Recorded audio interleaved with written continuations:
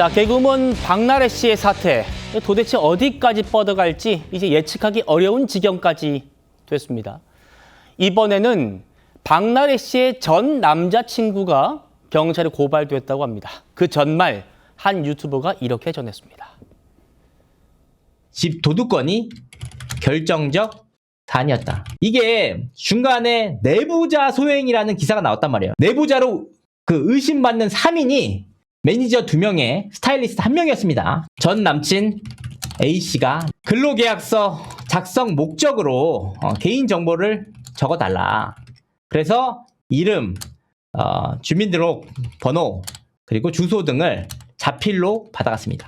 박나래 씨 전 남친 A씨는 이들 3인의 개인정보를 받아서 이번 도둑 사건의 의심 용의자, 지정용 자료로 경찰에 제출을 했다는 겁니다. 결과적으로 최종적으로 잡힌 범인은 누구냐? 완전한 외부인이었다. 용의선상에 올랐던 3인 입장에서는 충격적이고, 오래전에 여러분들 기억하실 겁니다. 박나래 씨의 집이 도둑을 맞은 일이 있었죠. 그 범인 막 찾는다고 막 여러 또 말들 많았는데, 그때 이 박나래 씨의 전 남자친구가 의심한 사람들이 매니저들이었다는 거예요. 이 매니저들 용의선상에 올라 있으니까 수사해달라라고 그들의 개인정보를 경찰에다가 넘겼다는 얘기인데, 변호사님, 그러면 이 매니저들의 개인정보를 박나래 씨의 전 남자친구가 어떻게 알게 됐다고요? 그 부분이 참 문제가 되는 건데요. 예. 이 박나래 씨의 전 남자친구도 박나래 씨의 소속사에서 근무를 하고 있는 그런 상황이었습니다.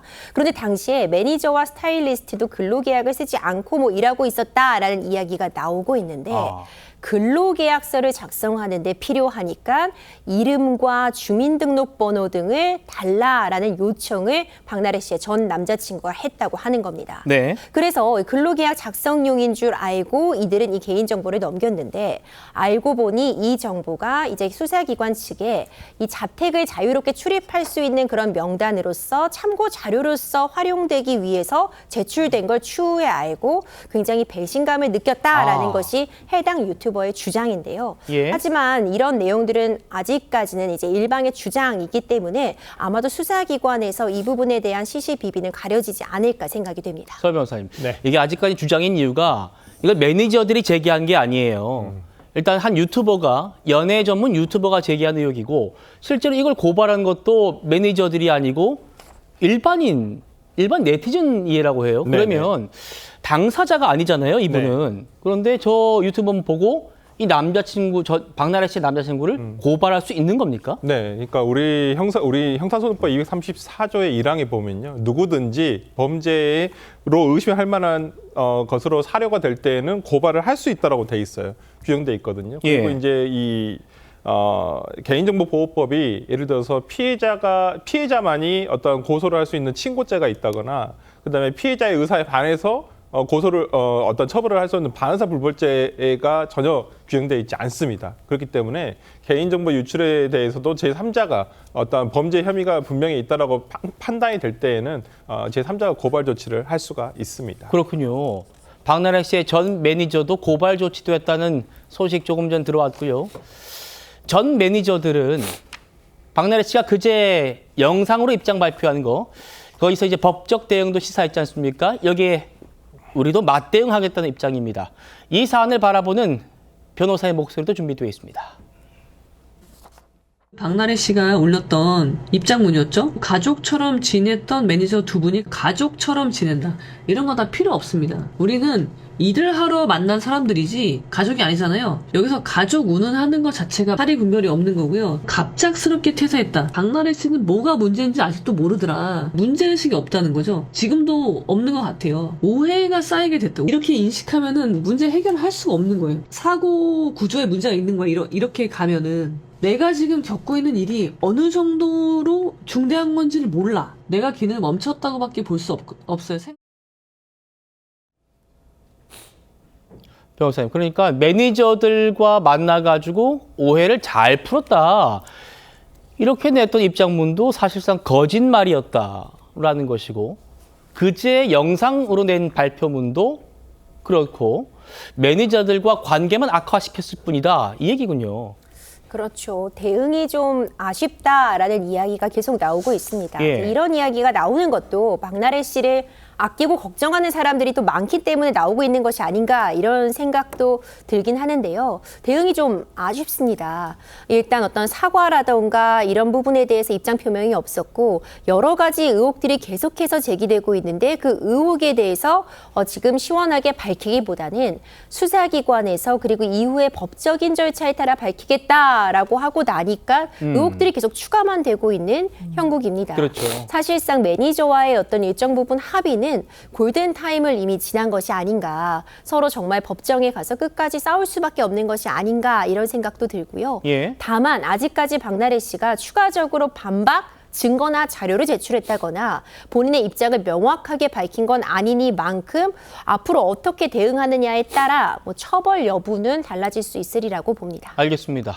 매니저들과의 관계와는 별개로 지금 박나래 씨로부터 촉발된 불법 의료 행위 논란, 이건 이제 연예계의 전반으로 주사 이모 게이트로 커져버린 그런 상황입니다. 그런데 오히려 이 사태의 출발점인 박나래 씨는 처벌을 피할 수도 있다라는 전문가 목소리도 나왔습니다. 이건 무슨 얘기인지 들어보시죠. 환자는 원칙적으로 처벌받지 않죠. 일반적으로. 처벌받다는 이야기도 들어본 적은 없는 것 같아요. 다만 이게 환자가 단순 수혜를 넘어서 무면허 의료행위를 적극적으로 돕거나 요청한 경우에 하나여서 방조범이나 교사범으로 성립할 수 있다는 것이 법정 논의의 핵심 쟁점이라고 볼 수 있긴 한데요. 다만 제 생각에는 사실 이 주사 임무나 인거 임무는 박나래 씨가 아니더라도 불법 의료행위를 이미 하고 돌아다닌 분들이기 때문에 이 정도라면 박나래 씨가 방조나 교사에 이뤘다고 보기는 어렵지 않을까 생각이 듭니다. 자, 지금 들으신 이분이 왕진을 전문으로 하는 의사다라고 하는데 변호사님, 이 주장 변호사로서 좀 어떻게 들리세요? 그러니까 일리가 있는 부분이 있습니다. 예. 지금 이야기해 주신 부분이요. 이 주사 이모라는 사람이 굉장히 기업형이다. 이 박나래 씨에 대해서만 이런 시술을 하러 다닌 게 아니라 많은 고객들을 가지고 있었을 것이고 그런 부분들이 이미 영업을 해오고 있던 사람들이기 때문에 박나래 씨 때문에 이 사람이 어떤 불법 행위에 나아갔다거나 박나래 씨의 도움이 있어야지만 무자격자의 의료 행위가 가능했던 것은 아닐 것이다라는 취지의 주장이신데요. 그러니까 충분히 가능한 설명이긴 합니다. 다만 현재로서는 여러 가지 좀 조사할 필요성이 있을 것 같은데 박나래 씨가 이 무자격자로부터 어떤 의료행위 시술을 받았는지, 처방받은 약의 종류는 무엇인지, 언제부터 무자격자임을 인지하고도 계속해서 일종의 약을 처방받는다거나 아니면 링거 주사 등을 맞아왔는지 이 사실관계에 따라서 처벌 여부는 전 충분히 달라질 수 있다고 보고요. 지금 일각에서 제기가 되고 있는 것처럼 불법적으로 양품을 처방을 받았다거나 무자격자임을 알고도 계속해서 어떤 이런 시술들을 받아왔다면 처벌의 수위에 있어서의 차이가 있을 수는 있겠지만 기본적으로 처벌 가능성은 열려 있다라고 생각이 됩니다. 그렇군요. 그런데 처음에는 박나래 씨가 이 주사 이모를 의사라고 믿었다 할지라도 매니저들이 폭로한 게 있어요. 이후에는 박나래 씨 스스로 주사 이모는 의사가 아닌 것 같다라고 말한 인지한 정황도 보도되지 않았습니까? 이건 어떻게 좀 봐야 됩니까? 굉장히 중요한 지점일 것 같은데요. 적어도 내가 이상하다, 무자격자인 걸 같다라고 안 시점 이후에는 그렇다면 그런 무자격자로부터 의료 시술을 받지 않았다면은 말이 되겠지만 네. 인지한 이후에도 계속해서 그런 시술을 받아왔다면 이때부터는 사실상 문제되는 행위이다라고 평가가 가능할 것 같습니다.